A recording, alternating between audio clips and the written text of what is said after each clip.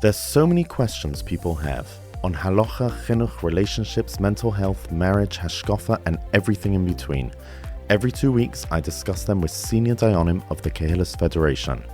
I'm Mena Reisner, and you're listening to Asking for a Friend.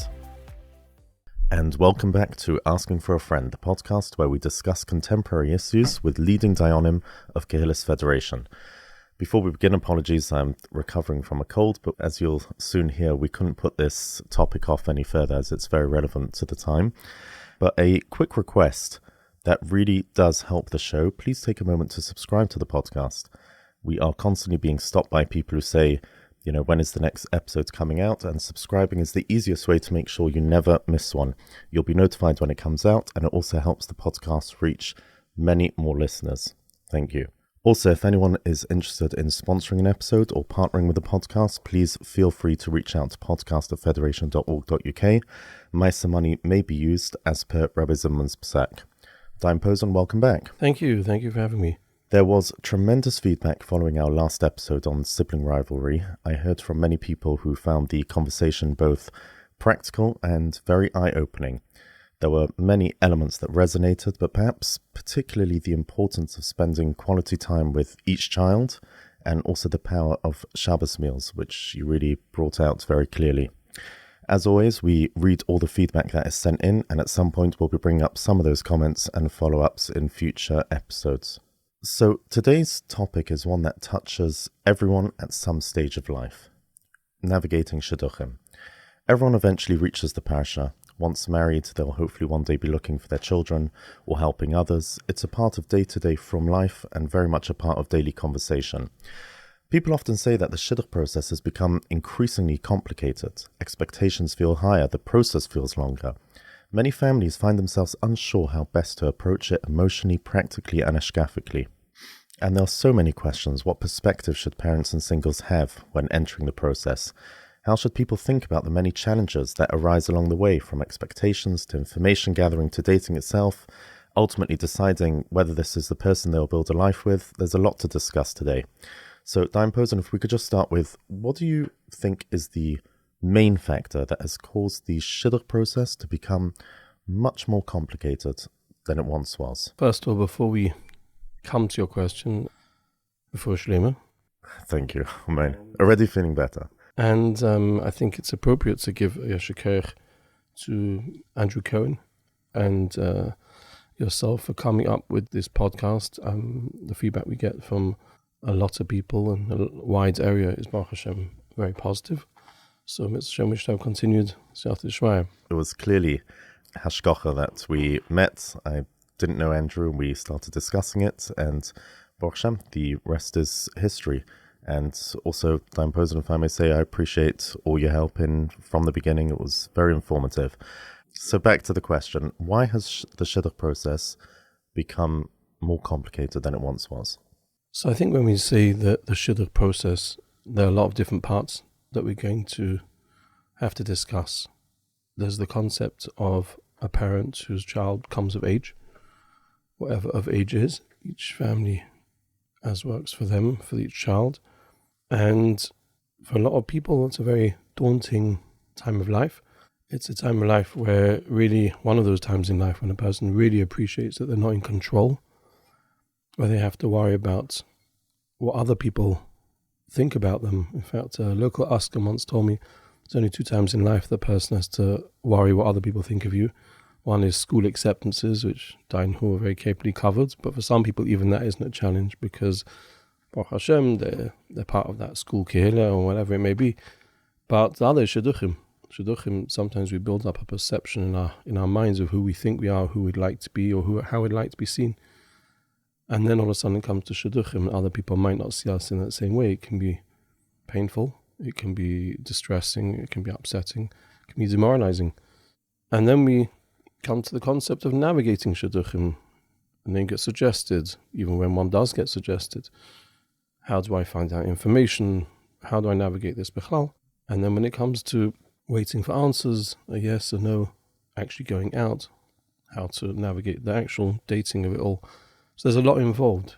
I think it would be wrong to not mention already at this point the very, very difficult nisayon and challenge which many families have, desperately waiting for the right shidduch for their sons and daughters, sometimes for many years. Like all these types of things in life, when a person has to wait for a certain stage and doesn't know when it's going to come, it's the not knowing when it's going to come, which is particularly painful. It's important that we recognize that. To come back to answer your question, really, I think in today's generation, a lot of parents feel less equipped to advise their children. Sometimes the relationships between parents and children isn't necessarily one in which they're on the same page, and communication isn't necessarily ideally what it should be. The Dayan feels that it's worse now than it was. I think that children have more of a daya than they did as we get closer to Ikvus Mashiach. And I think it's a positive swing. Well, it has to be positive. And I think today's generation, people are a lot more focused on their emotions. So there's a lot more involved than 100 years ago when people met each other a few times or not even, and got engaged.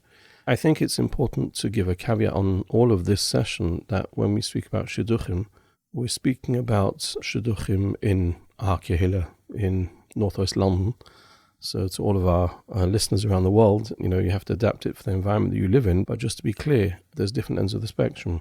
So for some Hasidim, shidduchim might mean a 20-minute meeting in a house while the parents are pouring l'chaim outside.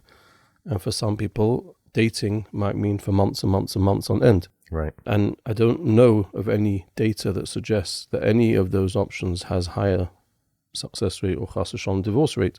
So it's not a criticism of any of them. It's just that there's different approaches. So here we're really talking about the model that we're used to here in our kehillah in northwest London. So to answer your point, it's more complicated. Yes, people having to wait around, people being more fussy, parents sometimes feeling more of a struggle in how to handle their children's feelings and positions on the shidduch. And at the same time, children themselves are looking for potentially more things.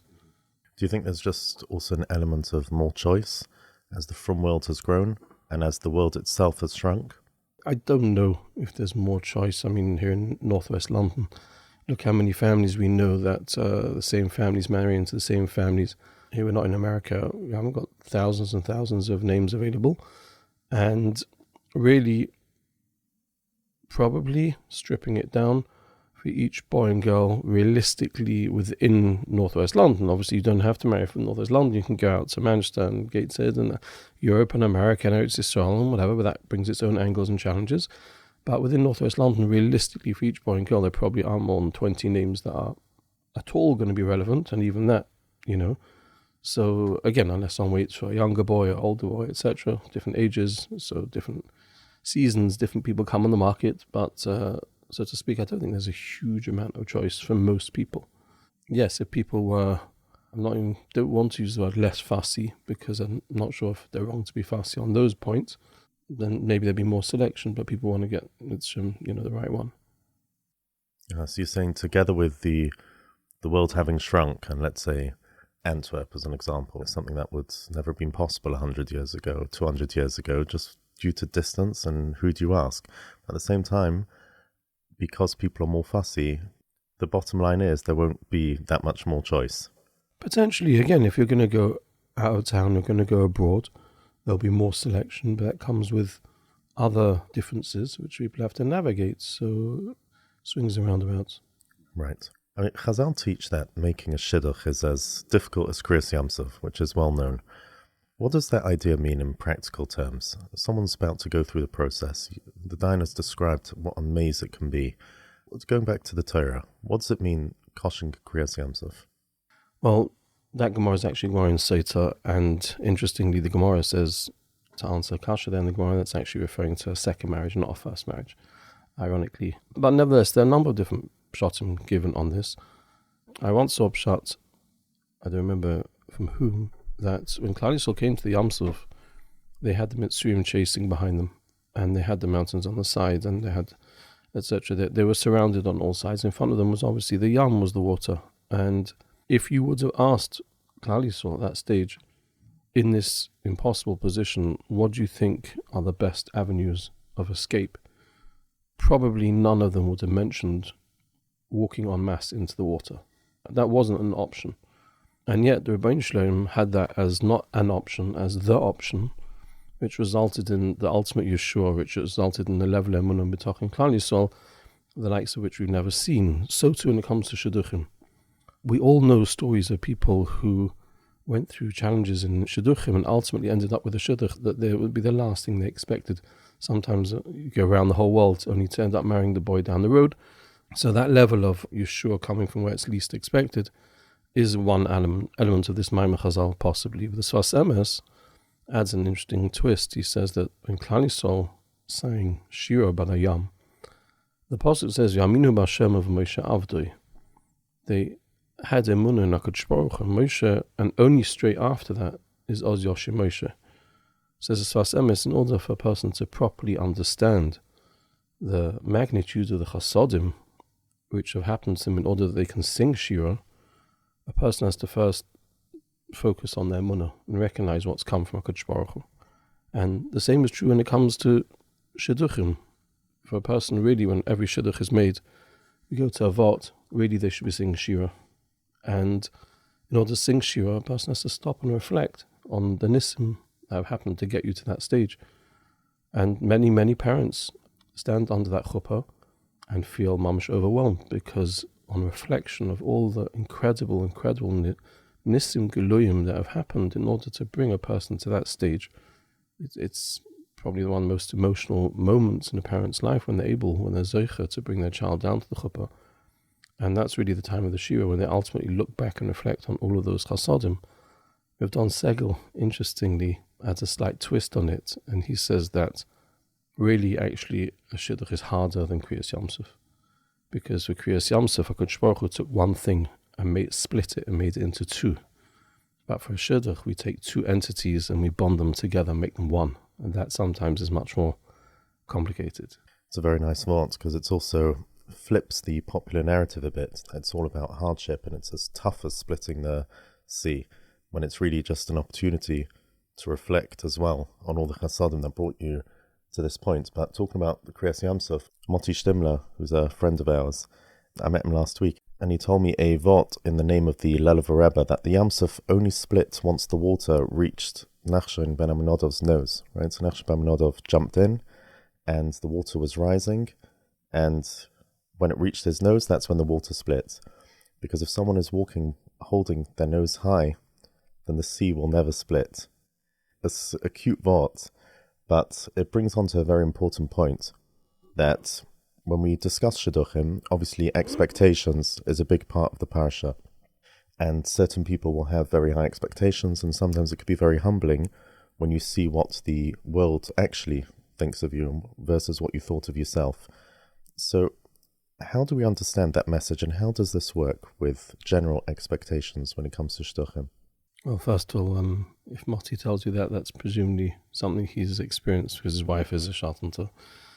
He is too.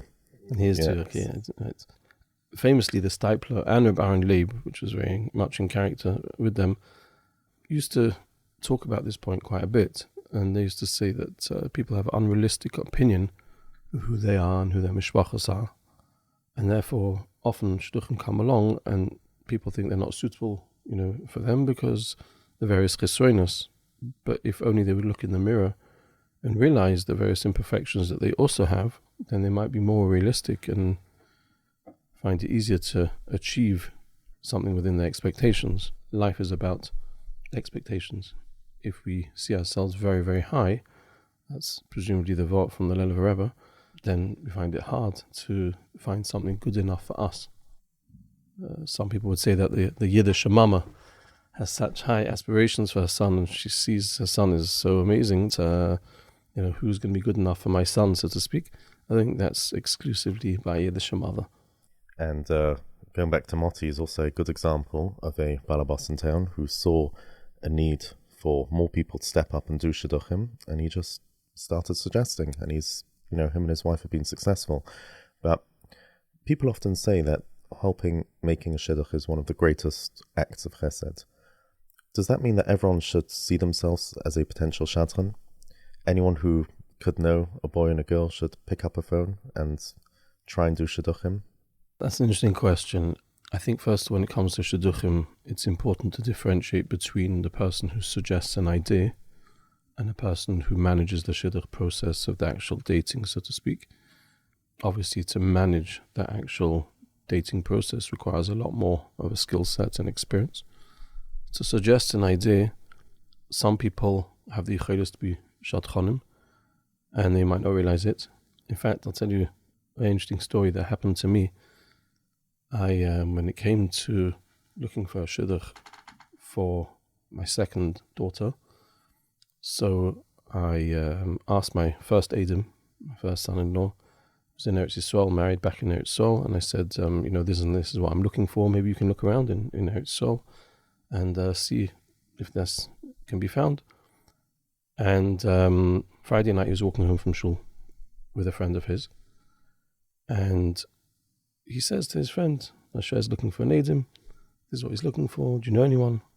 And his friend says, actually, last Friday night, I had a really nice boy in my house and made such a nice impression, etc., etc. And his name is so-and-so. And fine, lots of Shabbos, I get a call from my Adam.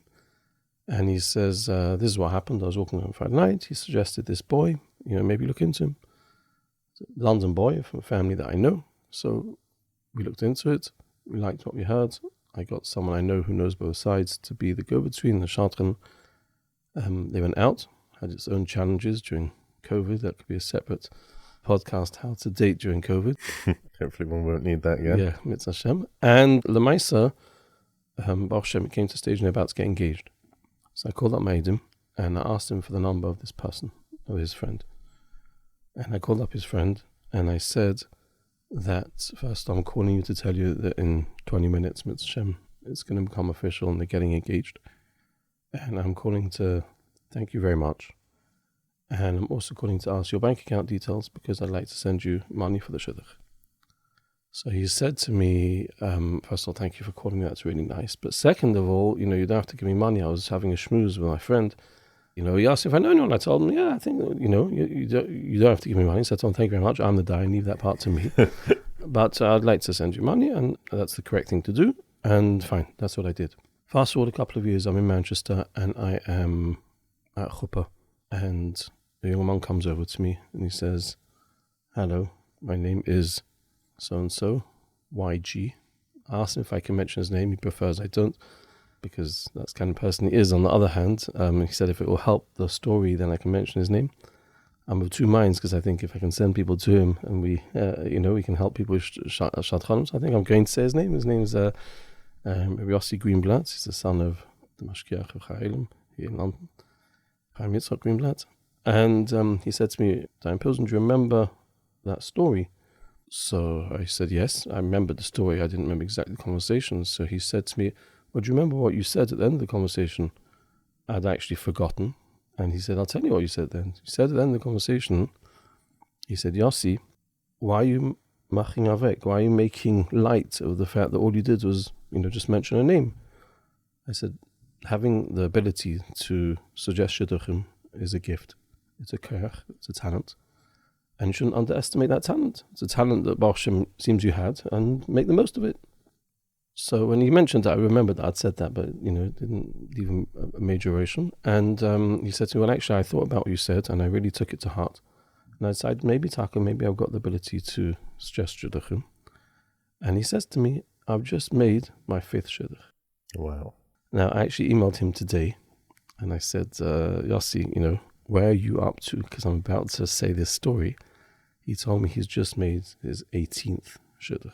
Wow. So some people are meant to be shadchanim, but some people, even if they're not meant to be shadchanim, are meant to be the people who encourage shadchanim. And everyone can do that. And this concept of being alert and looking out and trying to come up with someone, a name, at the same time, I think it's a balance. It's important that you don't call up with names which have no shaykhs to the people you're suggesting. Sometimes it can be insulting. And just because some example, in Besden, we end up dealing with couples who unfortunately get divorced, which will be a subject of a different podcast.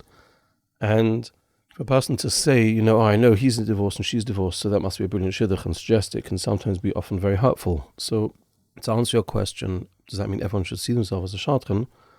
Not necessarily should everyone see themselves as a shadchan, but everyone can think of ideas, and if you're not sure that you're the right person to even suggest that idea, you can get someone else to suggest that idea on your behalf. And a good sign if you'll be good at it is if the first suggestion ends up again working out. The Rebbeinu has his ways, but imagine if a person can suggest a shidduch and doesn't just because they feel a bit awkward. Right. Imagine the lost opportunity, imagine the lost chusim, imagine the lost Klal Yisrael. So it's huge. But it's a great story especially that he went on to do 18 shidduchim in a relatively short... So far, right? In a relatively short amount of time. Which means that potentially, if that wouldn't have happened, that random schmooze on a Friday night, all these people could have had waited around for longer. So how could we therefore encourage more people who are able to suggest shidduchim? Because many people have never even thought of it. That's for other people to do. How can we encourage people that could have a knack for it to get more involved? Today there's also new organizations that are trying to facilitate introductions. There's organizations popping up the whole time. Do you see it as a positive development, and how else would you encourage people to start this? I think that anything that involves helping people go through challenging times is something that has to be encouraged. I think the basic hanhaga of being neisbal chaver, being empathetic to different people's challenges, requires that if one sees people who are in shidduchim, and it doesn't have to be even that they've been in shidduchim for a long time, but just that we look out for each other and we try and help each other is a basic tenet of Yiddishkeit, is basic chesed. But to come to shidduchim itself, as a dayan, I'm acutely aware of the fact that Chazal say that a dayan who's done in emes lamita, a dayan who judges correctly, is a shutuf with a B'nai Shleilam in Ma'aseh Bereishis. Now that is something which most people of Klal Yisrael don't get a chance to do. Most people of Klal Yisrael don't get a chance to be mishtatef with the B'nai Shleilam in the Bria, so to speak. But the Gemara tells us that HaKadosh Baruch Hu spends a considerable element of his day being mezaveg zivugim, making shidduchim, whatever that means. Different Mepharshim have different explanations. So if a person becomes a shadchan, if a person comes up with an idea of a shidduch and suggests that shidduch, then he's being a shutuf with the B'nai Shleilam in the B'nai Shleilam's daily work of being mezaveg zivugim. That's an incredible schus.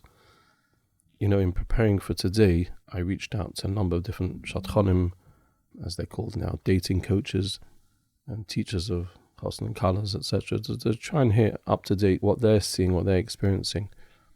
And in one of those conversations, I could hear that the shadchan, who's a very experienced shadchan, was feeling a bit exasperated with the shidduch he'd been investing a lot of time in and energy, and it looked like it was all about to fall apart. And I told him of which I personally, over the years, on a number of different occasions, have got a lot of chizuk from. Rav Moshe Sherer, a famous person who led Aguda in America for so many years, was pursuing to get government funding for yeshivas for many years, and it went to court, and it lost by one, it went to appeal, etc., and all the way up to the Supreme Court. And after 3 years battle, I'm talking about in the 1970s, it lost, I think, by one vote. He was osmensch, he was distraught. He'd put in 3 years of his life to try and help Klal Yisrael, and there was nothing to show for it. And Shneur Kotler, who at the time was Rosh Yeshiva of Lakewood, consoled him, and he told him something which, it sounds so posh, but it's such a grounding observation. He says in Askanos, when it comes to helping the Kehillah, the community, one has to do the maximum hishtadlus one can. One has to do the maximum effort that you can do. However, once we've done that, we've got no right to assume that the outcome is going to be what we've worked towards. For that, there's Rebbeinu Shleilam, and he decides what's the best outcome. He knows what's best for us. But ultimately, that's up to Rebbeinu Shleilam. So I said this to the shadchan, and I said to him, you're doing the shlichus of the Rebbeinu Shleilam, you're doing the hishtadlus. So you've got to do your hishtadlus. And in that, you're a shutzer for the Rebbeinu Shleilam. But ultimately, the decision's his. And he said to me, you've got no idea how much I needed to hear that vot just now. This was a week ago. He said, last night I told my mother I'm retiring from shidduchim. He said, I began the week with 5 shidduchim, all of them who passed Torah Shorim, all of whom are about to start dating this week. And for those of you in America that don't realize, this week means that within 2 weeks the whole thing can be wrapped up in theory. Right. And by Wednesday, all of them except for this one had fallen apart, and this one wasn't looking great. And I told him, I'm exhausted, and I just can't anymore. And he said, thank you for the chizuk. That might say right. I've just got to do my shadchanim. Whether it works or not, that's up to Parental. It is an interesting point. There's many areas of chesed and askonos that a person can find rewarding in every step. Every time they help out someone, it could be rewarding. But shidduchim are one of those things that people could spend hours and hours on, incredibly emotionally draining. When it goes nowhere, there's just no reward for all those efforts. So it is something to be extra thankful to shadchanim for. Touching on what we said prior about the skills of being a shadchan, we also hear from experienced shadchanim that while anyone can have ideas, actually presenting a shidduch properly requires a certain skill. You mentioned before that you have to have tact, but knowing how to approach families, how to frame the suggestion, how to communicate sensitively, even potentially calling up, shadchan mentioned to me that when you actually call up parents for the first time, they've been waiting for that call. So just to throw a name out rather than saying, I heard you got a very special thing, these are just basic things to make the experience more pleasant for people. Do you think that people who are involved in suggesting shidduchim should get some level of guidance, some level of training? Maybe they should speak to a more senior shadchan to know how to go about it? I think that people have to get guidance, but I don't know necessarily about training.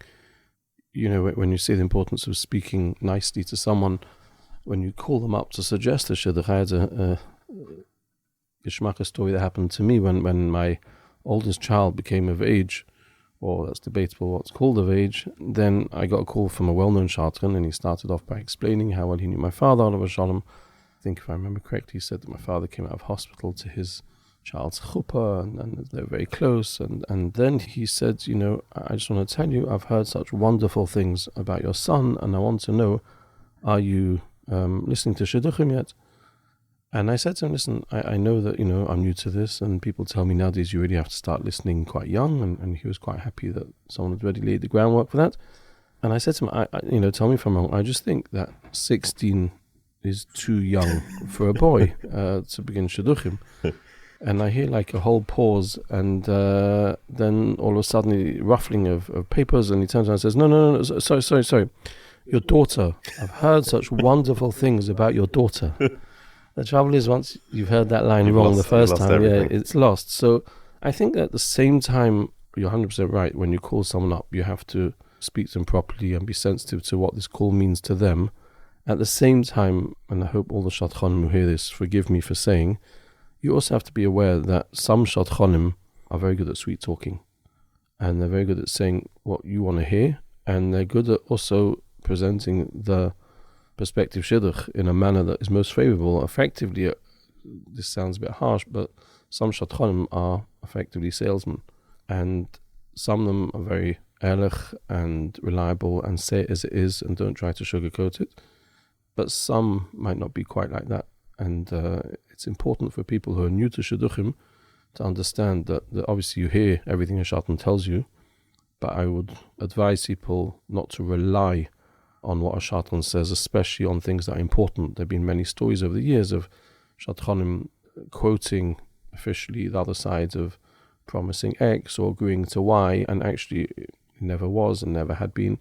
And that can be very, very upsetting and distressing, especially if people don't bother checking it at all and only find out when it's too late. But to come back to, if someone wants to suggest a shidduch, you've got to give it attention and the input it deserves.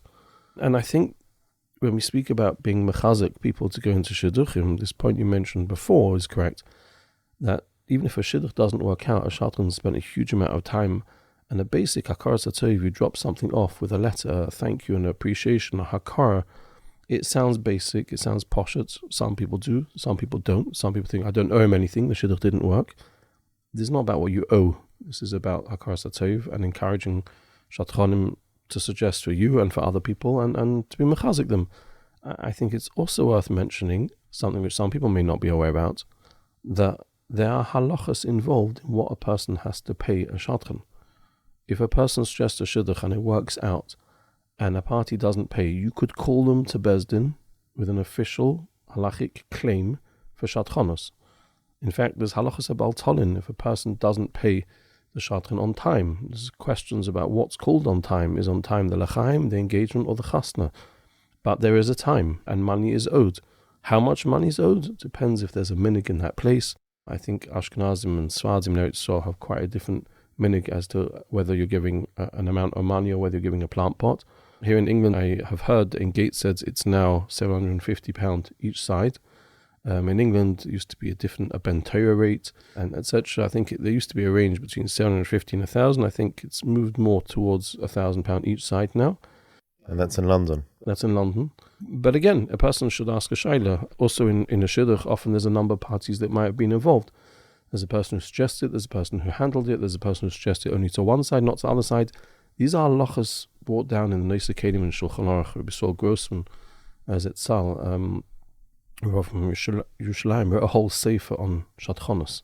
And I think that people in our kehillah recognize when it comes to suggesting a property for someone that there may be an agency involved that you have to pay, and what is the minig, etc., etc.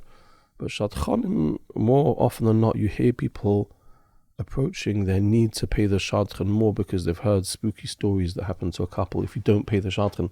That might also be true, right? The Stipler famously asked people if they paid the shadchan. But before you get to that, there's basic halachas in Shulchan Aruch. So effectively, a shadchan's working for you and working for the other side. There are differences in the halacha whether the shadchan calls you or you call the shadchan. But these are things that are properly governed by halacha, and it's worth, if a person's unsure, to ask a shaila. Bottom line, that means that we have to be mechazik our shadchanim and treat them appropriately. That's very interesting. I think definitely the shadchanim I've spoken to, many of them have at some point considered quitting, and many of them consider quitting every week due to the sheer emotional overload. And it's a challenging time. Some people can call them 10 times a day, and it's definitely something good to be wary of. This episode is once again sponsored by Moshe and Chaya Feldman, this time as a schus for Achinu B'nai Yisrael living through the current situation, and also for their daughter and son-in-law who just got married last week. They should be zocher to build a Bayis Ne'eman B'Yisrael. Okay, so I think we've covered a lot about the idea of shidduchim, shadchanim. Let's go to the shidduch itself. For parents whose children are just entering the shidduch stage, what is the most important piece of advice the Dayan would give them at the outset? I think there's a number of points. I think first of all, like everything in life, especially in shidduchim, you have to realize that more than everything else, it's about siyata d'shmaya. Just like before a person has their first child, they realize that stark reality that actually I'm not in control. I don't know when, what, where. I'm waiting with eager anticipation, but I don't know when it's going to happen. It's up to the B'nai Shalom. But there's a certain time frame when you know, hopefully up in Teva, up in nature, what will happen. Here, when it comes to shidduchim, it's up to the B'nai Shalom, and that can be very challenging for people, as we've discussed. I think the principal point the person has to think about before they begin shidduchim is to make sure their child is really ready to start shidduchim and ready for marriage. And those are two separate points. There's a child who might be old enough and mature enough to actually navigate shidduchim, especially if they have siyata d'shmaya and they find someone and it goes all plain sailing. But they also have to be ready and mature and old enough to be married with all that comes with that. And sometimes marriage can have its own challenges fairly early on. Therefore, that's all part of the equation. Parents often want their children to be married for lots of different reasons. That's the theory. The practice, you have to first make sure that is my child ready to start shidduchim, and are they ready for marriage? How would a parent know that? Most parents have a good rapport with their children, but parents have to speak to their children about marriage. They have to make sure their children, first of all, actually want to start shidduchim. Right? That sounds obvious. It isn't. Sometimes it's taken as a fait accompli that, right, you've reached an age and therefore we're beginning shidduchim without actually the question being asked. If a child turns around and says, no, actually, I don't want to start shidduchim yet, then one might want to challenge that. Why? Understand it, etc. There might be good reasons, might not be good reasons, might just be nerves, might be whatever. So that needs to be explored, but not just taken as a given. And it's about knowing one's child. But really, and this comes on to the next point, is before a child is ready to start dating, or before parents are ready for their child to start going on shidduchim, and therefore that means working out who is the right one for my child, and the child working out who's the right one for me, they first have to ask themselves an honest question. Who am I? If I'm going to start thinking, let's say you're speaking to this bocher or this girl or this boy, and what are you looking for? Before a person can really think about what they're looking for, they have to first be honest with themselves and say, who am I? What am I? Who am I? And that sounds obvious. It isn't obvious. This is really the first time in many boys' or girls' lives where the answer to that question can't be based on just the chevra that they're in. A girl goes through school, she's in school, she's got her chevra, she goes to SEM, she's got her chevra, she might come back home and still have a chevra, might be the same chevra, might be different chevra, it doesn't make a difference. And often that chevra brings with it a certain social pressure, a certain social expectant of what a person's meant to do, how a person's meant to behave, the path a person's meant to go down. And now all of a sudden they're for the first time making a decision that's based solely on them. What is the right husband for me? Or the boy is deciding what's the right wife for me. And to answer that, you first have to know, who am I? What do I really want? What am I really looking for? Because of what works with actually who I am. And here, sometimes there can be challenges that parents and children might not be on the same page. And it's one thing if parents and children realize they're not on the same page, but often they don't even realize they're not on the same page. And we've seen situations where parents are looking for the shidduchim for their children. They don't realize who their children really are and what their children are actually looking for. Their children go out on these shidduchim and they all don't work out, and the parents can't work out why they don't work out. Sometimes the children don't even realize, it might be subconscious, but they're self-destructing because this is not what they're looking for. But sometimes it's not about self-destructing, it's about the child knows exactly what they're doing. They're not subconsciously self-destructing, they're intentionally, this is not what I want. Ironically, we once came across a case where both the boy and the girl's parents had no idea who they really were, and that was their siyata d'shmaya, because they were both on a different page than what their parents thought, but they were both on the same page as each other. So the shidduch happened, and only a bit of time after the chassid did their both sides' parents realize that their children were on a different page. And of course, when that happens, each side's parents are convinced that the other party, the boy or the girl, has led their child astray. And unfortunately, that wasn't the case. And what can be a real challenge is if a child is on a different page and can't bring themselves to tell their parents that they're on a different page. And sometimes then, ideally, they have to look for an uncle and aunt, maybe an older married sibling, or maybe sometimes the shadchanim. Sometimes they have to go and speak to the shadchanim and say, this is what I'm really looking for. So when you say on a different page, what would be a common scenario of different page? Are you talking about different from level? Different level of Yiddishkeit, a different level of aspirations. So to pick a classic one, you could have parents who are looking for a son-in-law who's going to be a long-term learner, and a girl who's actually not looking for that at all. She might want a boy who's going to work straight away or work, shortly after. Just to be clear, we're not saying that learning or working define a person's Yiddishkeit, but nevertheless, so that's quite different. The standard of the style of life, etc., the hashkafas are not aligned. And she might be too embarrassed, let's say, to tell her parents. She doesn't want to crush them. She doesn't want them to look at her with massive disappointment. She certainly doesn't want them to try to convince her that she doesn't know what she's talking about. And it's too much. It's too painful. And therefore, you've got this catch-22 situation where no one understands why the shidduchim aren't working, because the shadchan's delivering what the parents are asking for time and time again. So what isn't working? And then the parents turn around and think that the child's got commitment issues and she's just scared to say yes, and doesn't realize that actually, no, that's not the problem. It's a much bigger problem here.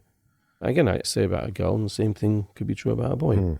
Maybe it is more common in girls than boys, and the reason for that is because in boys, normally visually, it sounds very superficial, but normally one can have a better idea of how a bocher is doing in yeshiva, according to the hasmada, according to how he's going about life, and often that can be visually, one can see that from one's dress. Not always. The person isn't always teichik kabari, but it's probably more common in girls where it's harder to tell these things externally. So is the Dayan suggesting that parents should very much encourage their children to be as open as possible and give them a safe space and say, listen, I don't know what you think we want for you, but we know that we want the best for you, and parents should sit down with children and have that conversation very openly? I think one has to be careful not to put ideas into a child's head, right? We're not looking to make children go on a different direction than their parents. That's not the point here. I think that, as we discussed in the Chinuch podcast, at all times, parents need to encourage open communication with their children. If children grow up in a house where they don't communicate with their parents, it's very unusual for them to start communicating at the age of 18 or 21, or whatever that age is, right? So it's about the relationship between the parents. But even then, yes, my father, Olav Shalom, told all of his children when they came to shidduchim an approach. It's one I've given to my children when they've been in shidduchim and many others. And that is before a child's ready for shidduchim. I shouldn't call it a child, because if you're ready for shidduchim, then you're an adult. But I mean, a person's child is ready for shidduchim. Then write a list. And that list has 3 columns. And this needs a lot of thought into what goes into what column. The first column is entitled must. The second column is entitled very important. And the third column is entitled bonuses. Now, the must column, first of all, has to be quite short. Has to be realistic. But the must column means, what am I putting down in a must column, which if this boy or this girl doesn't have every single one of them, then it's not for me, even if it's got the other ones in spades, and it's got plenty of other things as well. But the must is non-negotiable. And that's why one has to give a lot of thought. Very important, as it sounds, is those things which are really, really important to me. But if I find Eze Kenegdo who's got most of them, even if they haven't got all of them, I can still go ahead with the shidduch. Bonuses, the reason to have a column of bonuses is because then some things which you might otherwise put in very important or must, you realize actually can go in bonuses. And then there'll be things not on the paper at all. But a person's got to be realistic with that list in what they put down. First of all, the advantage of doing that is because if one doesn't do anything like this at all, and one just says, yeah, I'm going to shidduch, I want a good boy, right? Really annoying Lashon. And you go out, and sometimes you can get caught up by the person, by their charisma, by their looks, by their personality, etc. And you forget, or not forget. Forget means what you knew and then you forget. You didn't even do that reality check. You don't think about the various different things that you should be checking. And then the shidduch can go swimmingly well in the X amount of time. You feel brilliant, I'm ready to get married, and you haven't actually checked some basic important things because you're caught up in it. So if one first goes through those things, and really this is a roadmap for the shidduch, because the shidduchim are a process where one's meant to be learning as one progresses through the shidduchim more and more information, and also looking for chemistry, etc., as we'll come to later. So if a child does that, and that takes time, it should take time, and you can't have too many things in the must, or you're going to be looking for a shidduch for a long time. If a child does that, if they're prepared to share that with their parents, which is certainly useful if their parents are the ones speaking to the shadchanim, right? If they're not, then that list somehow, not necessarily the actual physical list, but the essence of it has to be relayed to the shadchan. But if they are going to show that to their parents, then that will be how, and their parents can help them check that list. Is it realistic? Do you understand the ramifications of what you're talking about, etc., etc.? It's a lot of interesting points that I want to come back on. But a question came to mind that a friend of mine recently asked me. You know, he's got a daughter who's fresh out of seminary, and she feels very strongly that she wants to marry a Ben Torah. She's approaching shidduchim. And he wonders, and this is very common, often parents wonder whether that conviction reflects a deep, lasting value that she picked up in Sem, or simply inspiration from the environment she's in. Especially in Eretz Yisrael, it could be quite intense, that year that they spend there. Should parents have an open conversation with their daughter about the practical realities of that choice, the financial lifestyle, the potential sacrifice involved, right? Especially if it's different to the way she was brought up. You won't necessarily be able to go on the holidays you used to. And again, you can speak about the other side as well. What a beautiful thing it is to be married to Ben Torah. Or is it better, would you say, not to challenge that aspiration too much, since even if it is more artificial, even if it's more that she was inspired, but her commitment may deepen over time? So I think that for this reason, first of all, there are many parents who want their child to be home from SEM for a period of time before they begin shidduchim. Depends on the age, etc., how that would work out. just to make sure that the spiritual high they came home with often from Sem when they leave Sem is real, and what they're looking for when they leave Sem is what they're looking for after they've landed back home. But yes, I think it's very important to make sure. It's important to make sure that when a child says they want a Ben Torah, that the parents understand what the child means by that. One person's idea of a Ben Torah may be someone who's converted to Torah, and another person's idea of Ben Torah may be someone who's learning 2 whole storim a day, and a third person's idea of Ben Torah might mean a masmid who wants to be learning for 5 years, and another person wants to be learning for good, and all of these are commendable, and all of these are depending on compatibility. But these things can sometimes get lost in translation, and they make a big difference. But to answer specifically that point, I think, like all things in life, our actions have consequences, and our choices have consequences. And if a child wants to choose that life, but they have to make sure that they understand it. I learned in Pseik, in Shiva Meir Stern Shlita in New Jersey. So he told me a fascinating story a few years ago, actually. Often chassanim come to him for a chassan shmuz before the chasna. And he had on one occasion, a chassan came to him, and the chassan said to him that, he asked him, what do you intend doing after chasna? He said, I'm going to BMG, Best Medrash Gavoya, to learn in Lakewood. And the Rosh Yeshiva knew that both the chassan side and the kala side that he knew really struggled with panos, so didn't have very good financial position. And he was concerned, how is this young couple going to manage? And he asked the boy, the chassan, he said, tell me, it's beautiful you want to go down in BMG, but how are you going to live? So he said, well, I've got bitachon. So she said, wow, that's amazing. He said, tell me, how did you get here today? So he said, what does Rosh Yeshiva mean? He said, you came to Pseik, how did you get here? He said, I got a bus from Port Authority. He said, and how did you pay for the bus? He said, with money. He said, where'd you get the money? He said, my father gave it to me. She said, why? He said, what do you mean? What does Rosh Yeshiva mean? He said, why did you ask your father for money? Why didn't you go to the bus stop and have bitachon? He said, Elamai, you're not on that madriga of bitachon. Now, he was referring to a famous story when the Gedolim went on a trip and he didn't have the money for a ticket and he had fine. But the Rosh Yeshiva said to him, what you're talking about is not bitachon, it's irresponsibility. And that was a very grounding and refreshing approach that effectively, he said to this boy, you're going to stand under the chuppah in a few weeks' time. You're going to give your wife a ksuba. That ksuba comes with it certain responsibilities. Now, if a person goes into a marriage where a wife is able to work and able to support the family, and that is what both the husband and the wife want, and she's happy to do this, and she's proud of her husband's learning, as we've discussed in the past, etc., amazing. But ultimately, the buck stops with him. The responsibility for the parnasa stops with him. And if he's going to get married and have a wife and a home and bills and everything else, and he has no plan at all, then the Rosh Yeshiva said to him, on your madriga, that's irresponsible. Now, let me quickly move on to a parallel story where there was a bacha from a family with no money at all, asked the Chazon Ish advice about a shidduch that had been suggested for him from a girl from a family that also had no money. And he said, how am I going to be able to continue learning? How am I going to have parnasa? And the Chazon Ish, which is quoted in Maisa Ish, explained that when a couple get married, there are 3 partners in the Jewish home, and the 3rd partner will give generously to support. And that's, of course, he's referring to the Bnei Shloim. So these 2 stories sound like a contradiction on each other. And I think the answer is it depends on your level of emunah and bitachon.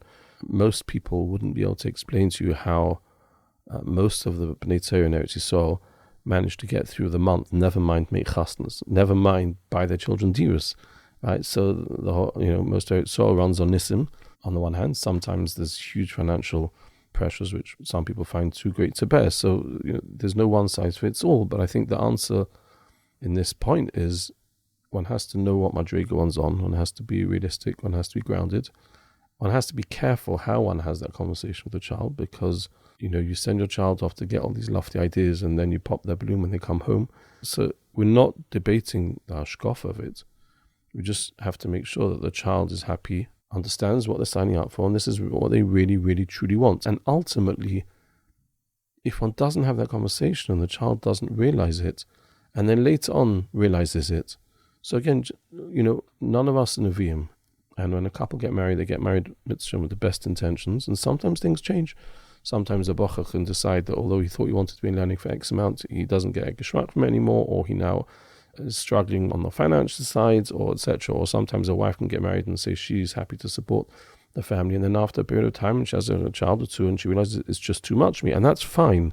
Right? When a husband and wife get married, they get married with an understanding that we're here for each other, and sometimes circumstances change, and sometimes we have to adapt, and we have to make things work. We're committed to each other. But that's not the same as if from day one, a person says, I'm looking for A, and in reality, they didn't understand what A meant, and therefore now all of a sudden they have to, so to speak, potentially crush someone's dream because they never actually were on that page. And I guess one also has to take into account the fact that it's very much dependent on the home. A home that is full of emunah b'tochen, let's say that a girl would grow up in, and she heard that from the very beginning, and when she goes to her year sem, and it's reinforced, and it's made even more real, that could be very different than a girl from a different style home that drastically changes, so to speak, in that year and comes back. That could also depend on how deep the roots of emunah b'tochen are. Yes, and it can also depend on whether a person realizes that if I'm going to sign up for this derech hachaim, then I have to realize it might not come with all the luxuries that the alternative option has. So if a person goes up on a high standard of living, if they're going to be able to keep up and maintain however that's going to work, still going down this derech, then that's one option. But if they're not, then they have to understand it's not just about signing up for, this is what I really want, idealistically, but on a practical, pragmatic level, what size are you prepared to live in which neighborhood, and on what standard of living? And as you say, you might not be able to come back for every simcha, and you might not even be able to come back for certain yom tovim, etc. So a person has to understand, like most things in life, you need to go into it with your eyes open and make an informed decision. Ultimately, the decision is theirs to make. I want to touch back on expectations. We hear the whole time, you must have realistic expectations in shidduchim. How should a person know what is actually realistic? Obviously, a person has to look in the mirror, and as you said, it could be a humbling experience. What does realistic expectations mean? I think, first of all, we all grow up thinking we're normal and our homes are normal. Bochim, when they go to yeshiva, come across other boys who you think might be less normal than you, which is the same thing they think about you. And then when you eat out in people's homes, you see there are certain homes and families which are normal, which means like yours, and there are certain which are less normal because they're not as much like yours, and everything's relative.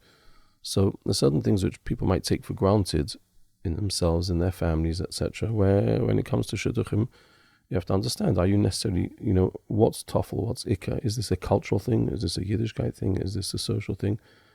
How important is this to you, and why? I'll give you a small example. When we discussed this with the girls after SEM on the subject of shidduchim, a lot of girls in SEM, they build themselves up and they say, I'm never going to marry a boy who smokes. Or nowadays, I'm never going to marry a boy who vapes, which is even more limited. So the question I ask the girls is, okay, you're entitled to make that statement. First of all, understand to what level you might be limiting yourself. But second of all, understand why. Why have you got this position? Is it because you believe this tells you something about the boy, tells you something about how serious they might be in their learning, or what type of boy they are, number one, in which case fact check that. Make sure it's actually true. Or is that just what you think, but it might not actually be correct? Second of all, is it for health reasons? Okay, fine. If it's for health reasons, if in theory he'd be prepared to stop, you still have that problem, or you're worried he won't stop. Is it for social reasons? Because in the dorm in SEM, you always discuss it with your friends and you all promise each other you're never going to marry a boy who does it. Or is it just because that's what you've heard other people say? Now, it makes a big difference, the answer to all those questions. And especially if that can limit who you're able to go out with. And that's just one small example. It's actually not such an uncommon one, but it's a small example where if a boy or girl are coming up on this list, this virtual list or real list, with things in their must column, then they need to speak to people with more experience, whether that's their parents, whether that's their parents speak to a Rav, or whether that's a shadchan who understands the market out there and understands, in reality, what am I doing by making a kapeda, by making this a must, etc. To what level am I limiting myself? And therefore maybe that makes me rethink, is this really as important as I think it is? There is almost no such thing as the perfect shidduch. One's normally going to have to be mavata, one's normally going to have to give in on something, and the question is what? So if a person goes into a shidduch with that perspective, then they have to think, whoever's looking at me has got the same issues. They're not getting everything 100% of what they want. So I have to make sure that they're going to be mavata, I'm going to have to be mavata. The question is, what am I being mavata on?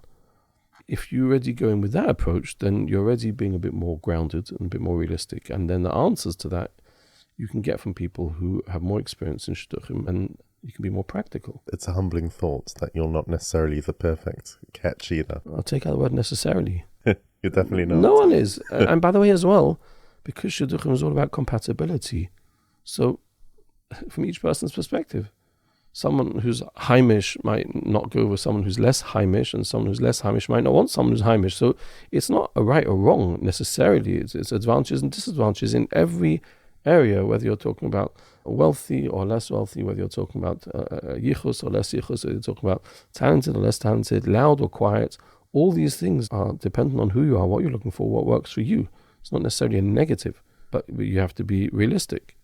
So let's say if a suggestion comes in which seems excellent on paper in most respects, but there's a significant age gap. So there's, I don't know what's called significant, 7-8 years, let's say, but everything else is perfect on paper. How would you go about that? Should you just say, okay, if everything's perfect, then, well, at least I know that this is what I'm giving up on, and it's only age, and age is a number. Or it could be any other example. Everything's perfect but this. Okay, that should give me maybe some level of confidence. Let's not talk about 7-8 years first. That's already a large age gap. And if you're talking about a girl who's 18 or 19 and she's going out with a boy who's 8 years older than her, that's already different than if the boy's 36 and the girl's 28. Let's not go so broad. Let's start first with a girl who's older than a boy. Year, 2, 3.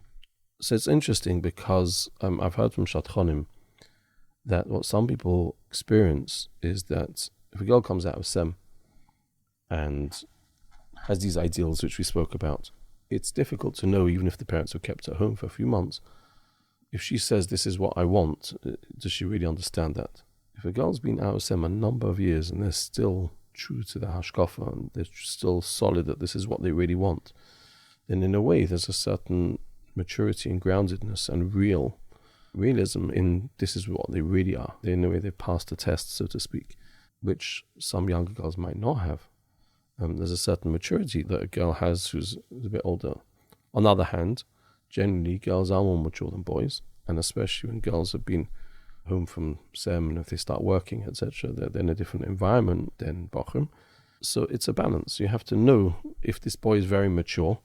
Right, you can have a boy who's got a number of older siblings, and he might be mature than someone else. Or you might have the older son who's always had certain responsibilities, and he's got a certain maturity.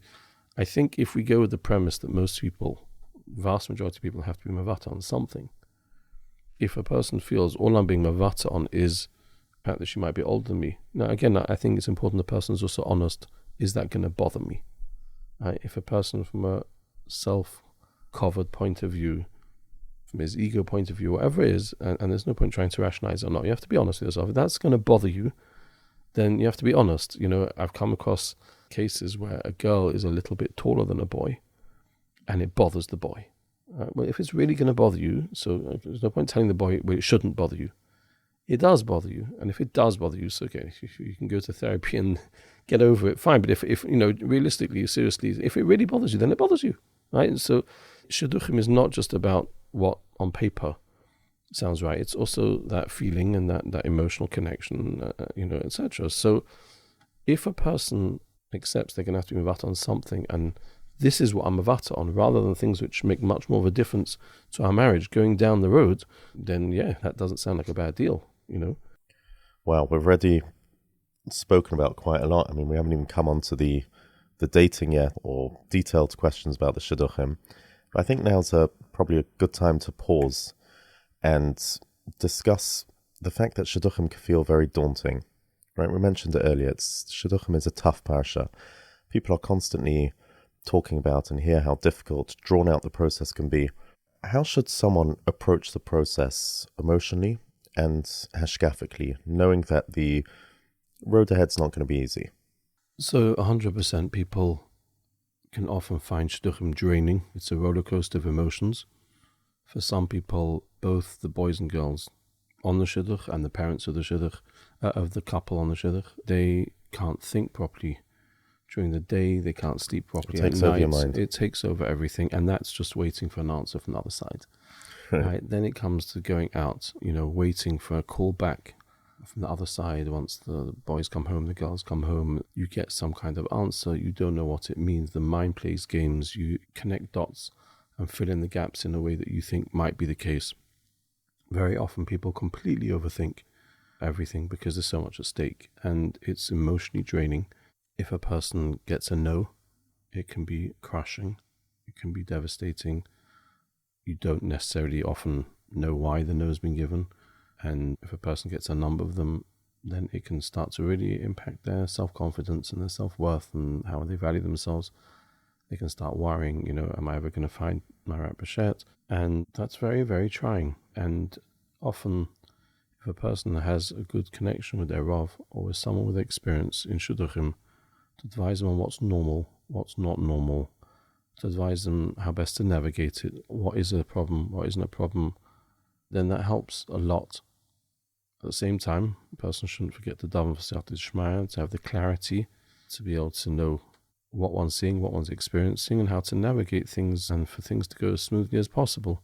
In the end of the day, a nechama, comforting thought, is if a shidduch doesn't work out because of compatibility issues, then Baruch Hashem, you discovered it now and not at a later stage.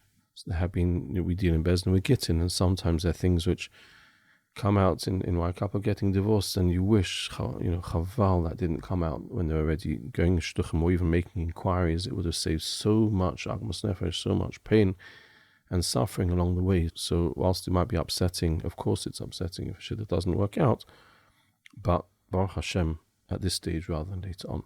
But sometimes a person feels like they're doing all the shidduchs they possibly can. Parents, they've got a good kid. They've put their life and soul into this child, as all parents do. But nothing seems to be moving. Either the suggestions aren't coming in, or they're dating and it's just not working out for whatever what reason. Where should someone draw the strength and chizuk to just keep going? Like you said before, in all areas of life, when we think we're in control, we're not really in control. But this is one of the areas where we know we're not in control. And if a person's asking that question, then they have to be mechazik in their munah b'tochen to help them deal with this nisoyin. What someone else should not do is say, have more munah b'tochen, right? When you're dealing with someone else's sorrow, then you've got to be empathetic and you have to be noticeable and do the maximum that you can. But each person themselves who's going through that nisoyin, it's a nisoyin, like every nisoyin. It's no different than a person who is going through the incredibly painful nisoyin of waiting for children, or a person who's going through a difficult nisoyin because they're not well and they don't know when they'll have a refuah shlema, or a person who's going through a nisoyin because they don't have money to support their family and they don't know when they will. All of these are challenging nisoyos, and whoever knows people going through these nisoyos has to daven for them and do the best that they can, and the person himself is reliant on their munah b'tochen and their tefillah, and it's very, very challenging. Ultimately, we know everything comes from Hashem, as you said, in something like panosa, where a person knows he has to do the ishtadlus, but at the end of the day, all panosa comes from Hashem. And also in shidduchim, obviously ishtadlus has to be done, and we could get to levels of ishtadlus. But would the Dayan compare it to other areas of life, like panosa, that if a person is doing their reasonable amount of ishtadlus, speaking to shadchanim, their kids are going on dates, the rest is in the hands of Hashem to almost throw one's hands up? Yes, but again, as the Rosh Yeshiva said, it depends on a person's level of emunah b'tochen and how much ishtadlus they do.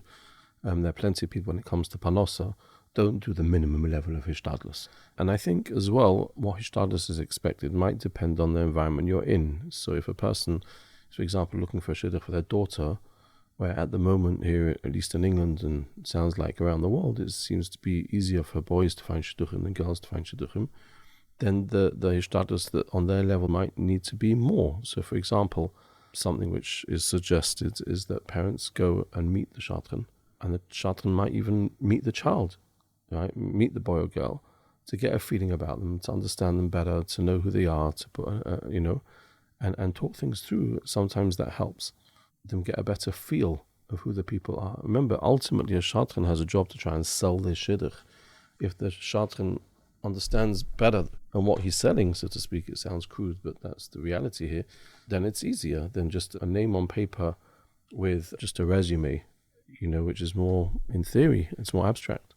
So yes, a person has to know on their level of bitachon what level of ishtadlus they have to do. But like I say, and like Rosh was saying, if in all the other areas of your life, you're not sitting back just saying, I've got a munah bitachon, then this lichayr shouldn't be different. Some people don't know what to do. They don't know even where to begin.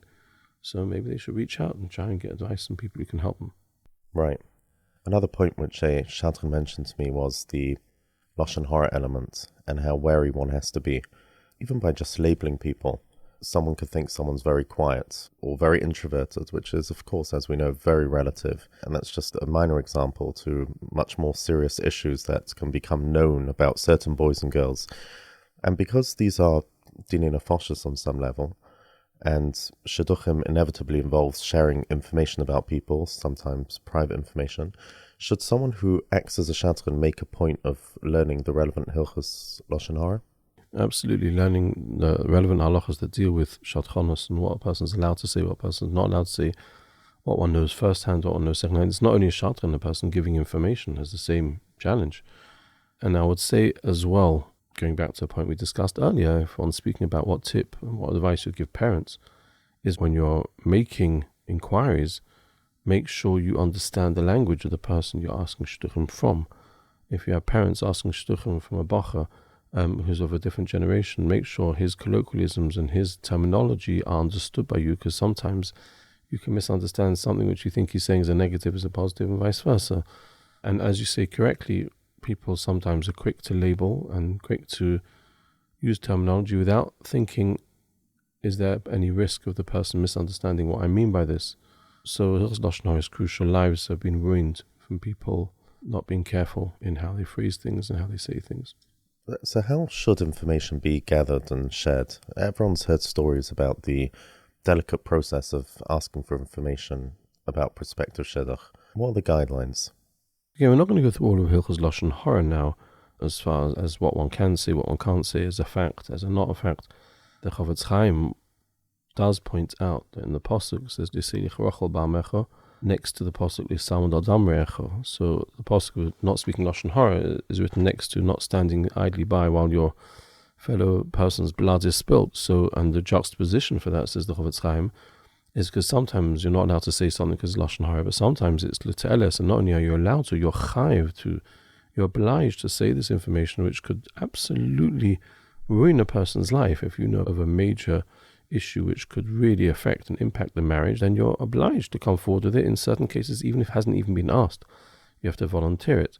So when a person making inquiries needs a certain amount of siyata d'shmaya, that they should speak to the right people, speak to people who are going to be honest, speak to people whose language they understand, as we said, and also pay attention to what's not being said.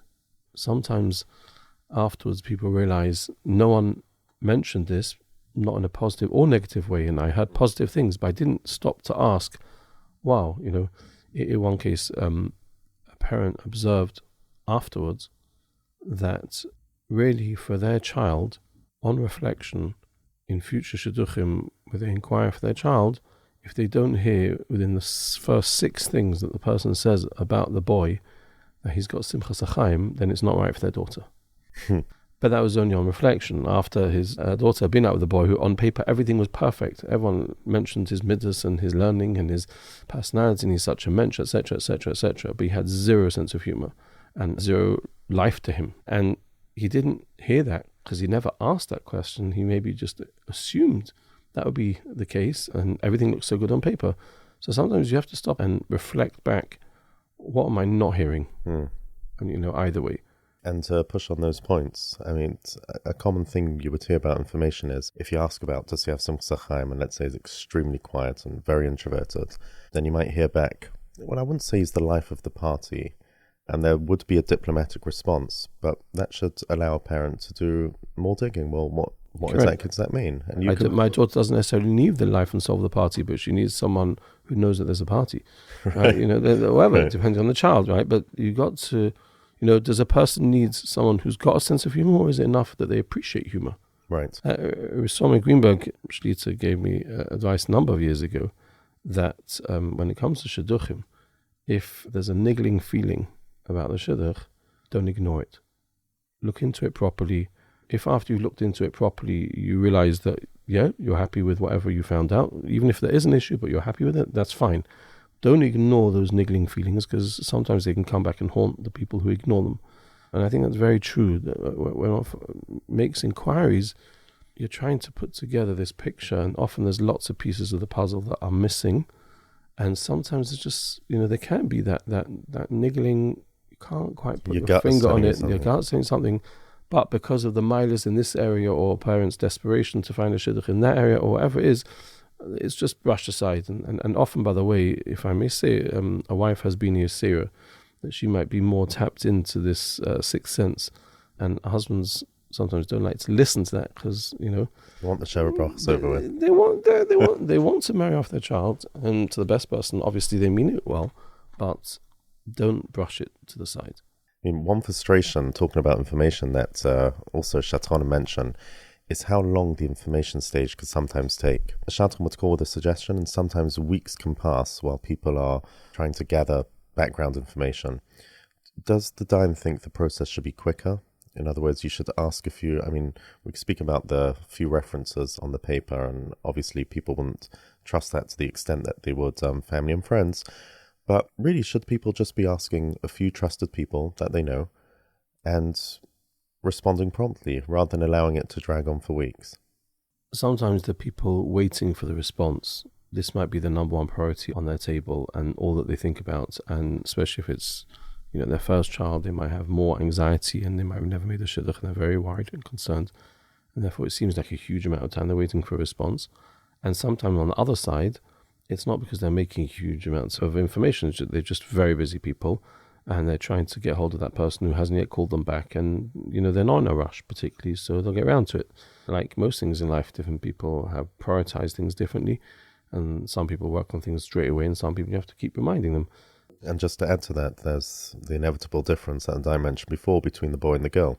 That due to nowadays there being a bit more difficulties in finding a girl shidduch, that the boy's family could be more inundated and won't necessarily have the same level of urgency as the girl's family. Yes, that has two effects. First of all, they may not feel as pressured because they may have more options, so therefore they're not in such a rush. Second of all, because they may have a couple of options, they may be looking into a few shidduchim simultaneously to decide which one they want to go with now. So they haven't committed to anything, they've got a few suggestions, they have to see what they think works best for them, which is fine. But that might not be understood on the other side, and therefore that can be sometimes interpreted as they're taking such a long time, it's not fair, it's not right, etc. The other point to bear in mind is some people find it very hard to find someone they trust to get information. Just to call up a random person on a resume, especially if they're a friend, is basically meaningless. It's extremely naive to think that you're going to get something you can rely on. Again, you might have that mazel and siyata shmaya that you found an honest friend, but you won't know it before. So how are you meant to rely on that? And therefore, ideally, you're really looking for someone who you feel you can trust. There's the adage of, this boy is the best boch in my yeshiva. That's not necessarily helpful. So it needs to be someone who knows you, who knows that you know where they live afterwards. And there's a certain degree of accountability. In an ideal world, everyone will be honest and completely fair and clear in all shidduch information, but we don't live in an ideal world. And so therefore, sometimes to actually find someone that knows the boy or the girl and the family, it takes time. So, sometimes I hear from people that, and they're taking so long and they haven't even called up anyone on our list, Okay, that doesn't mean they're not making inquiries, it just means they're making the right inquiries. Some people handle waiting better than others. And it is true, it can be very challenging, very, very challenging. And especially because in England, we've got such narrow windows for shidduchim. So you've got Pesach ben Azmanim is the highlight. And then you've also got Sukkot ben Azmanim by less. Summer ben Azmanim even less, and then you're talking about bringing home middle of Zman is even less. That's assuming you can fly. Right. As it gets nearer and nearer to the end of winter Zman, as we're holding now, there's some people who I need to know, because otherwise I need to work on the next one, because otherwise if ben Azmanim comes and goes without anything, then I'm waiting till Sukkot. So it's very challenging. It's very upsetting for people. That's part of the challenge of the process. Seeing that no one's perfect, is there a point where too much information gathering becomes counterproductive?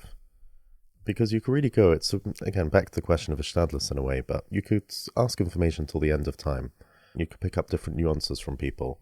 So the more people you ask, inevitably there'll be different nuances because everyone relates to someone differently. And then you have to clarify even more, and then even more. And then just you could get into an endless rabbit hole. On the other hand, this is your precious child that you want the best for, and you want to ensure that they get the right one. At what point does information gathering become too much? I think different people need a different degree of security that they've done the correct ishtadlus before they send their children out. For some people, they want to hear from a few people they trust, and then they're okay. For some people, they just need to hear more because they're worried that they might not be getting the whole picture, or that person might have their negias and how they look at it, etc.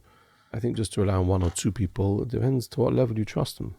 Some people have someone that I trust implicitly, and if I call up this person and they tell me this is the right one for my child, they know me, they know my child, I know they're on the same level, I don't even need to make another call. Right. So Ashrei me, who's got that level of relationship with someone and he's happy to get that information from someone. Yes, if you call too many people, they might drive you mashika with the various different information. On the other hand, people don't normally call lots of people unless they're not getting a clear picture. If they're hearing contradictions between the people they're calling, then they keep digging because something doesn't add up and someone's not being honest with them. So sometimes that's why people call. Also, in the end of the day, ideally, shidduchim are meant to be as confidential as possible. If you start calling too many people, then you run the risk that people start talking, which itself is a separate parasha. So it can't be that a parent has to stop making inquiries when they haven't yet got a clear picture. The shayla is, what's the clear picture? In the end of the day, there's two parts to shidduchim. There's the information part, and then there's the going out. Ideally, we want to find out as much as possible in the information part, so that when they're going out, it's about compatibility between the two of them. It's about seeing if there's chemistry between the two of them, and fact-checking the information on the important points that you've heard. The more information beforehand, the less, in theory, which is one of the reasons why, from what I've been told, in America, they make much less information and they go out for much longer. So a lot of the information they're doing in the actual shidduchim. When you have Lakewoods around the corner, so to speak, and you can go out every other Sunday or whatever it is, then maybe that's more of an option in England because the window is so small, and because ideally parents don't want their children going out so much if it's not necessary. If it's to find out things they could find out with some phone calls, then there's an advantage in making those calls. Maybe that's something the Americans can learn from us Brits. It's definitely an advantage to go out less, with less people, right? Like I say, these things are cultural. The same way as you wouldn't say that so there's something we should learn from Hasidim to only do 20 minutes, right? And do a lot more information before. And they, everyone's got their own approach that works for them. We're not here to tell America how to run Just their trying life. to be patriotic. Yeah. When a shidduch is suggested and then gets rejected by the parents, how can parents be honest with themselves about their motivations? I'm assuming it's sometimes the case that a suggestion may actually suit the boy or girl very well, but the parents feel somehow it's not, let's say, good enough for their family. What would the Dayan say? How should people understand what's really motivating them? Well, first of all, when you have a husband and wife making that decision about their children, so normally, hopefully, if they've good shalom bayis, they complement each other and they can bounce off each other where they're coming from in their shidduch and are they being realistic, etc., what their expectations are, etc. Why are they making this decision? As you say, what's the motivation? This is another area where there's an advantage to have a rov to bounce off. Again, if a shidduch is no shaychus, then you don't need to go and ask your rov. But when you have a serious question mark whether we should, under the circumstances, be considering or not, then there's an advantage in talking it through with your rov who knows you, and in that regard doesn't have the same negias you have about yourself. He might know you better than you know yourself, and he might know that actually for you, you're not quite the catch that you'd like to think you are. He might not have to say it to you like that and crush you, obviously, but at least he might be able to tell you, no, I think you should be going for this under the circumstances in the market, etc. Or this point which you're making a big fuss about isn't the big fuss, in my experience, that you think it is. There's advantages to that. There are some people who, on the other hand, say no to a shidduch because what really bothers them is, what will the shtot say about this shidduch? What will the town say if we make this shidduch? There's a fascinating medrash that tells us that when Rebbe Akiva was just Akiva, and he didn't know how to even read Hebrew. And his wife was encouraging him to learn, and he wanted to learn, but he had this major hurdle in front of him, which is the only place I can go to learn is to go to Cheder. And if I sit in Cheder as a grown man, 40 whatever, and sit there with 5, 6-year-olds, and that's majorly embarrassing. Everyone's going to laugh at me, and I can't bring myself to do that. So Rebbe Akiva's wife took a donkey, and she put under the saddle, she made a little bag, and in that bag she put earth, and she sowed seeds, and she watered it. And eventually she made holes in the saddle, and eventually things started to grow out as if they were coming out the back of this donkey, bursting through the saddle. And when it had grown sufficiently to look extremely bizarre, she walked with it through the marketplace. And the first day she walked through the marketplace with this donkey, everyone followed this lady with a strange donkey. This is a real eyesore, a sight to see. And the second day, some people had already seen it, so less people followed. And by the end of the week, this is the donkey with no one even pays any attention to it. And that was the moshel which she showed Rebbe Akiva and said, it's true. It's going to not be ideal the first day. They might even laugh at you. But by the end of the week, they'll just accept it because that's what human beings do. And you'll have the benefit of being able to be in the class and learn Aleph Beis. And because of that, Rebbe Akiva went on to become the great Rebbe Akiva that we know, with the thousands and tens of thousands of Talmidim that he had, because he pushed through that barrier. And the same thing is here, that shtot do talk sometimes when shidduchim happen. It lasts a day or two and they move on to the next exciting chinwag. More exciting. And the couple are for the rest of their lives. So it's true to say that sometimes parents have to ask themselves, am I doing the shidduch of what's best for the shtots, perspective of who we are and what we should be doing, or what's best for our children? It doesn't mean it's easy. Sometimes parents need to swallow, and it can be challenging, and they might need chizuk with it. And therefore, it goes without saying that if shidduchim like that happen, people should jolly well think once, twice, or 3 times before making a stupid comment, which they think is maybe even funny or whatever it is, and extremely harmful. And we live in a generation of social media, and people send things out quickly and comment quickly, etc., etc. And you have to know that, like we said before, Hilchos Lashon Hara, you're playing with fire. You don't know what's involved, and everyone should basically, focus on their own shidduchim rather than the shidduchim that other people are making. But to come back to answer the question, broadly speaking, that's the mile of having a das Torah, that one trusts, that knows you, knows your child, and has experience in shidduchim. Yeah, it's a very important point. Dayan Posen, I've got a lot of questions to still get through. I didn't realize, to be honest, how much there would be to say on this topic. And I think we're going to have to split this episode into 2. So perhaps we should leave it here for this week, and then next week we'll release part 2 of this very important series. But perhaps just as a final question for this episode, once someone has already heard the information and feels comfortable proceeding, right? They've already got through all the hurdles and it just makes sense. Is there anything else that should be done before the couple actually start dating? There are a few things which some should be done, and some it's up to parents to decide in what stage, if at all. So the first, Dayan Posen, right, Tay-Sachs, whichever one's going to go with, to have that test done, in our experience, should absolutely be done before the couple go out at all.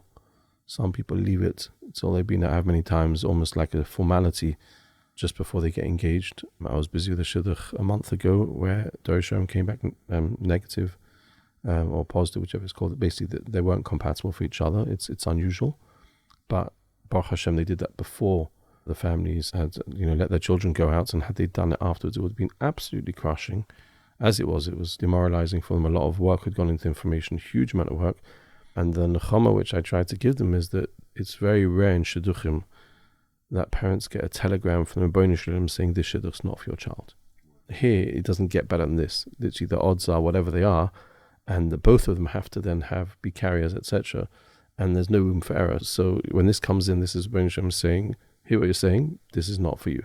So that's the, so to speak, nechama. And if ever there's an example of something where you'd rather find out before than after, then this is it. But nevertheless, do that at the beginning, even though most times it comes back fine, but there's no justification in putting the children through that tsar. It's strongly recommended for the chotanim themselves to meet before the couples start going on shidduchim. Some people leave it to the end, some people don't have it at all. But from shadchanim to meet and make sure they're on the same page in various different things, especially regarding finances. Shadchanim might have said certain things, but again, shouldn't be relied on. I really want to look a person in the white of his eyes and make sure that everyone knows what was said, everything's clear, there's no misunderstandings, there's no different interpretations to what the word support means, or whatever it might be, right? You want to make sure you're on, for the same reason for the children, because if that doesn't happen and it only happens later, then that can be really difficult. There are some people who would say that there's an advantage in meeting the boy or girl themselves as well before they actually start shidduch. Now there's two ways that could be done.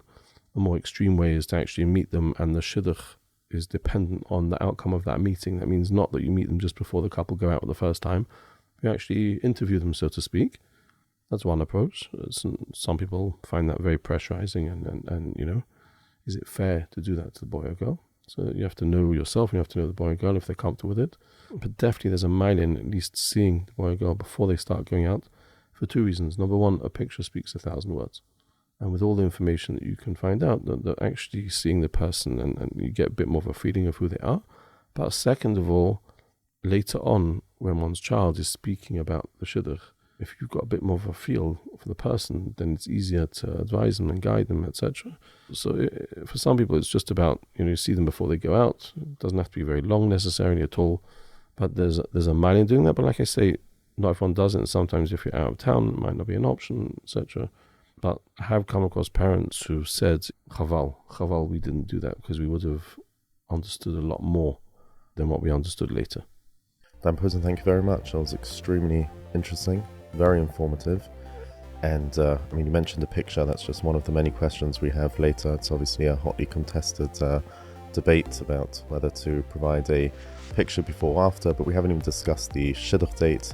We haven't had time to discuss the practical pressures in shidduchim. How do we know it's the right one? All that will be discussed in next week's episode. Thank you very, very much for coming in. Thank you.